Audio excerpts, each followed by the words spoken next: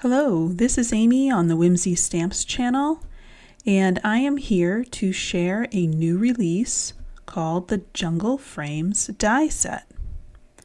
This die set comes with a large frame which measures 4 by 5 1/4, a small frame that measures 2.5 by 3.5, and a series of 3 small jungle leaves and 3 larger jungle leaves.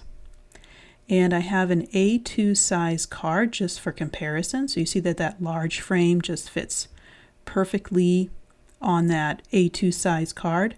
The smaller frame, which is perfect for an artist trading card.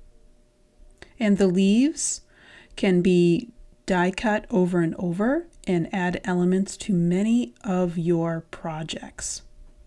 Now we're going to take a look at all of these elements die cut out.